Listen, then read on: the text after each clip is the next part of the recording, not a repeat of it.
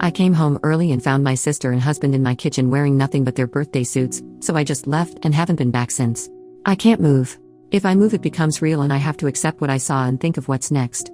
I came home from work early and saw my sister's car, thinking maybe she was dropping off some food from her job. But no, I walk in and see my husband and sister with no clothes on in my kitchen. The kitchen I paid for. As soon as I registered what I saw, I got into my car and left. I kept driving, just driving until I found the hotel I'm at now. I don't want to believe it. I don't know what to do. My sister, my only family, and my best friend, the one who's supposed to be there for me and support me. My husband, my person, my other half, the one who's supposed to love and respect me. The two most important people in my life have ruined everything. I've blocked them both on my phone. I don't want to hear any of the bullshit excuses they'll come up. I don't want to confront this. I want to go back to this morning when everything was fine. Update, 3 days later. Sorry for not replying to comments and not updating. Things have been hectic. I didn't think I needed to explicitly say this, but when I said I saw them with no clothes on, yes, I meant they were butts out and screwing in the kitchen. I admit mentioning that I paid for the kitchen was odd and kinda funny. But anyone that knows me knows that the kitchen is my pride and joy, so yes, when I saw my sister and husband screwing in my kitchen, it stuck with me. And yes, they did see me. When I got to the hotel, I cried for a few hours and then I just wanted to tell someone, anyone. The two people I would talk to when something happened in my life were the two I needed to talk about, and it was 11-something in the evening, so I wasn't going to disrupt my friends' evenings and burden them.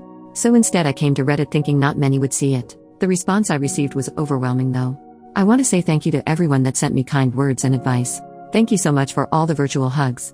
I know I hardly commented, it's because I had so much to think about and do. I appreciate all the love and support.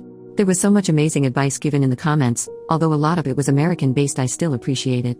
But one thing I did see a lot was to unblock them and keep the texts and calls as evidence, so I did do that. After posting in another good cry, I knew that I had to get my crap together. I didn't have my sister or any family to help, so I had to do it myself. I started researching what my next steps were. In the morning, my friend called me saying my sister contacted her wondering if I had been in contact with her. I told her what happened and she very kindly offered her spare room and her day off work to help me sort stuff out. I called in sick at my job and my friend helped get things done. I got in contact with my friend who works at a bank and she helped me start sorting my financials. My friend also found me a lawyer to consult with. After my phone consultation with the lawyer, I was so overwhelmed. I now know why so many women don't divorce their cheating husbands. It's such a lengthy, expensive, and emotionally draining process. I, fortunately, make a stable income and can support myself, and we, fortunately, don't have kids. I have to remember that things aren't going to happen in one day. It will all take time. As for the house, unfortunately, his parents did buy it for us, and to be honest, after what I saw, I don't want it anyway. I will try to get reimbursed for my beloved kitchen, otherwise, it can burn for all I care. This has been super draining, but I knew I had to talk to them. I already knew there was no coming back for my husband, and when I checked his messages, they were exactly what I thought they would say. I'm sorry. It's not what it looks like. We didn't mean for it to happen. Please come home. I love you. Blah blah blah. Just absolute bull crap. A small part of me thought maybe I could find it in me to forgive my sister, as we only have each other.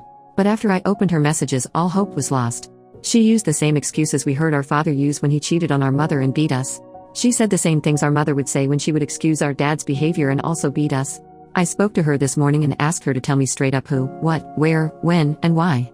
She told me back in July when I went on a girls' trip she was at our house and joked to my husband that I would cheat on him on the girls' trip because that's what always happens. He said nah, and they joked about it, but she said he could get even with me, and they ended up doing it once. One time lead to 2 to 3, then to whenever they could do it. There was never any evidence or signs or anything that I was going to or even thinking of cheating. I told her we were done and there is nothing she could do to bring us back together. I later received a call from an unknown number.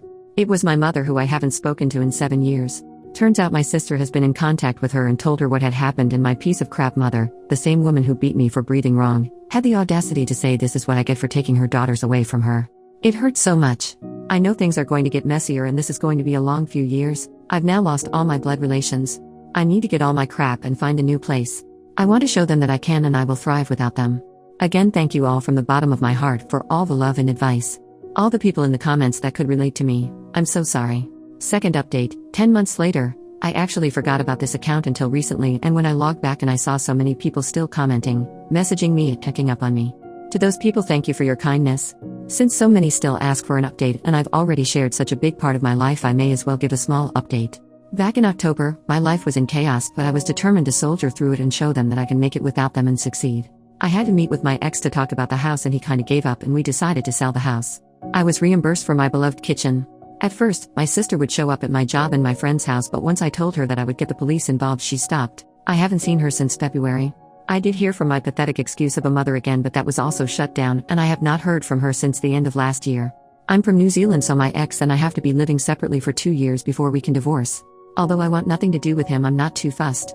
1 year is almost done. I started therapy, which has been healing. I actually wish I had gone earlier. I have moved into my apartment, and I was promoted at work. I have also gone on 2 girl trips and had some extra fun these times as I was a single woman. And I've also just started seeing someone. He has been very kind. Thank you all again for your kindness. Hope this is the update you were waiting for. New update, 1.5 years later, I'm officially divorced. Hello, it's been a while. I still get messages and notifications asking for an update, so this will be my last one most likely. I am officially divorced. It took a while, but I got there, and my ex-husband had 2 years to accept it and not fight it. I've got my own house, a nice kitchen, a cute mature man on my arm, friends who treat me like a sister should, and a job that respects me. I'm happy and couldn't care less where my biological family are and what they are doing. I am enjoying the wonderful summer we are having in New Zealand and living my life. Thank you all for the support. All the best.